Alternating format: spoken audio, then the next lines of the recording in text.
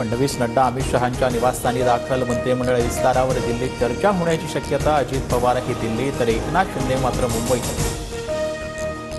मंत्रिमंडळ विस्तारासंदर्भात उद्या महायुतीच्या नेत्यांची बैठक होण्याची शक्यता. फडणवीसांच्या दिल्लीतील बैठकीनंतर राज्यात बैठक होणार असल्याची सूत्रांची माहिती. ईव्हीएम संदर्भात ठोस पुरावा असेल तरच विरोधकांनी सुप्रीम कोर्टात जावं. लोकांची दिशाभूल करून रान पेटू नये. ईव्हीएमवरून उज्ज्वल निकमांनी विरोधकांना सुनावलं. परभणीत परिस्थिती नियंत्रणात. माते फिरून संविधानाची विटंबना केल्यानंतर जाळपोळ. परभणीत इंटरनेट सेवा बंदसह जमावबंदीचेही आदेश. आतापर्यंत 40 जण ताब्यात.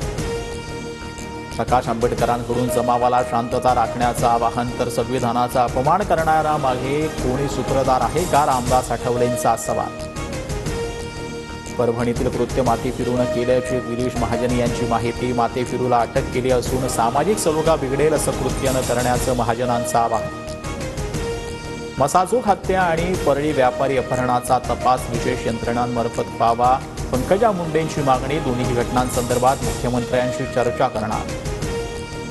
बीडमध्ये व्यापाऱ्यासह सामान्य लोकही दहशतीत. वाल्मिकी कराड नावाचा माणूस सर्व घेऊन आणत असल्याचा दावा. शरद पवार गटाचे आमदार संदीप क्षीरसागरांचा आरोप.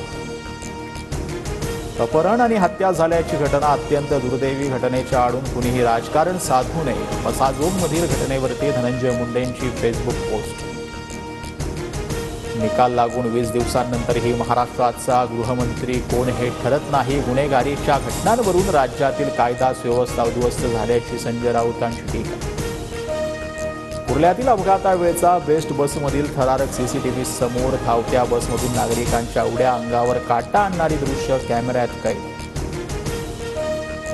सिडकोच्या सिलेक्ट माय होम योजनेतील लॉटरीला मुदतवाढ. 26 डिसेंबर 2024 पर्यंत घरांसाठी अर्ज करता येणार. आतापर्यंत 1 लाख अर्ज दाखल. पंतप्रधान नरेंद्र मोदींची कपूर कुटुंबानं घेतली भेट. राज कपूर यांच्या 100व्या जयंतीनिमित्त पंतप्रधानांना निमंत्रण. मोदींसोबत कपूर कुटुंबाच्या दिलखुलास गप्पा.